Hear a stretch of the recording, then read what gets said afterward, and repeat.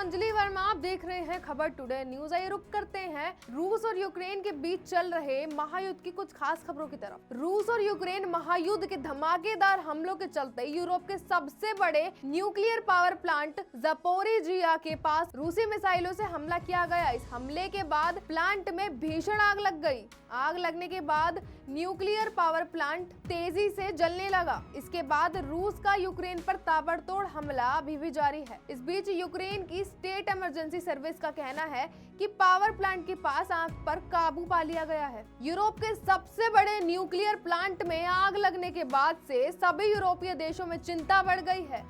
इसको लेकर आज ब्रिटेन के प्रधानमंत्री बोरिस जॉनसन ने यूक्रेन के राष्ट्रपति ज़ेलेंस्की से बात भी की। ब्रिटिश प्रधानमंत्री ने न्यूक्लियर प्लांट की घटना पर चिंता जाहिर करते हुए ज़ेलेंस्की से कहा कि रूस के राष्ट्रपति व्लादिमीर पुतिन की लापरवाही अब सीधे तौर पर पूरे यूरोप की सुरक्षा के लिए नुकसानदायक हो गई है। उन्होंने आगे कहा कि वह संयुक्त राष्ट्र सुरक्षा परिषद की आपात बैठक की मांग करेंगे और इस मुद्दे को रूस और करीबी सहयोगी के साथ उठाएंगे। यूक्रेन के ज़पोरिजिया परमाणु बिजली संयंत्र पर रूसी हमलों के बाद वहां विकिरण का बड़ा खतरा पैदा हो गया है। संयंत्र पर रूसी मिसाइल से हमले के बाद अमेरिकी राष्ट्रपति बाइडेन व ब्रिटेन के पीएम बोरिस जॉनसन ने अपने यूक्रेनी समक्ष व्लादिमीर ज़ेलेंस्की से फोन पर बात की। भारत के लिए एक और बुरी खबर सामने आई है। रूसी हमलों के बीच यूक्रेन के राजधानी कीव से लौट रहे एक भारतीय छात्र को गोली लगी है। जी हां, घायल छात्र को आधे रास्ते से ही इलाज के लिए वापस कीव ले जाया गया है। पोलैंड में मौजूद केंद्रीय राज्य मंत्री वीके सिंह ने बताया कि हम ज्यादा से ज्यादा भारतीय छात्रों को वतन वापसी की कोशिश में लगे हुए हैं। घायल छात्र के बारे में पता किया जा रहा है। खबर टुडे न्यूज इस पर नजर बनाए हुए है। वहीं भारतीय वायुसेना ने भी युद्ध में यूक्रेन के लोगों को हो रही कठिनाइयों को कम करने के लिए कदम उठाया है। वायुसेना विमान के जरिए यूक्रेन के लिए लगभग 6 टन मानवीय सहायता के साथ सुबह के 4:05 पर रोमानिया के लिए निकली।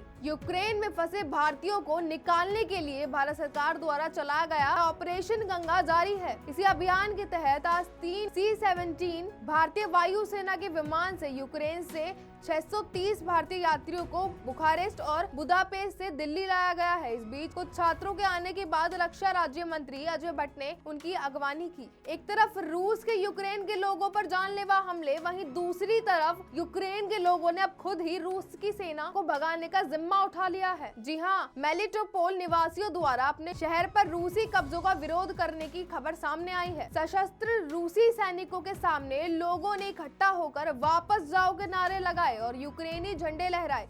इस बीच विरोध के दौरान रूसी सेना ने गोलियां भी चलाईं। यूक्रेन पर रूसी हमले के बीच पुतिन के हमलों का मॉस्को में भी विरोध हो रहा है। जी हाँ, मॉस्को के लोग सड़कों पर आकर विरोध मार्च कर रहे हैं। इस बीच विरोध की आवाज को शांत करने के लिए पुलिस अधिकारियों ने रूसी आक्रमण के खिलाफ प्रदर्शन कर रहे मध्य मॉस्को में प्रदर्शनकारियों को हिरासत में भी ले लिया। रूस और यूक्रेन की जंग हर एक दिन और भी खतरनाक होती जा रही है। ब्रिटेन ने संयुक्त राष्ट्र सुरक्षा परिषद यानी UNSC की इमरजेंसी मीटिंग बुलाई है।